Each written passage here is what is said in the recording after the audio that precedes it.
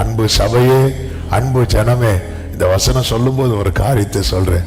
உங்க மேல வாக்கு தத்தமும் உங்க மேல உடன்படிக்கை இருக்குமானா எவ்வளவுதான் நீங்க ஒடுக்கப்பட்டாலும் நீங்க வளருவீங்க, நீங்க பெருகுவீங்க.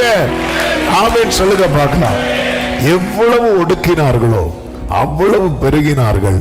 ஆகையால் அவர்கள் இஸ்ரவேல் புத்திரரை குறித்து எரிச்சல் அடைந்தார்கள் என்று சொல்லப்பட்டிருக்கிறது. கொஞ்சத்தை திரளாக்குவது தேவனுடைய விருப்பம். தேவன் திரளாக்கினதை ஒடுக்குவதே சத்துருவனுடைய விருப்பம். கொஞ்சத்தை திரளாக்குவது தேவனுடைய விருப்பம். தேவன் திரளாக்கினதை ஒடுக்குவதே சத்துருவனுடைய விருப்பம். அவன் அதிலே பிரியப்படுவான். அதனாலதான் நீங்க கவனிச்சீங்கன்னா தெரியும், இஸ்ரவேலர்கள் அவ்வளவு கத்துவாங்க. ஆளோற்றிகள் நிமித்தம் அவ்வளவு வேதனை. ஒருத்தருக்கு கூட மனசு இறங்கல.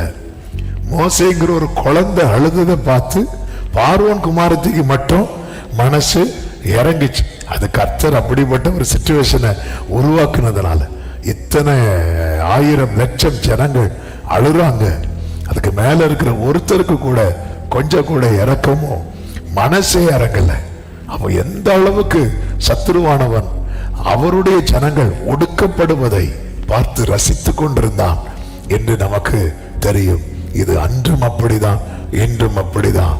ஆனால் ஒரு சத்தியம் என்னவென்றால், அன்று வெற்றி சிறந்தது, சத்துரு அல்ல, கர்த்தர். அதே போலதான் இன்று வெற்றி சிறக்கிறது, கர்த்தர். கொஞ்சம்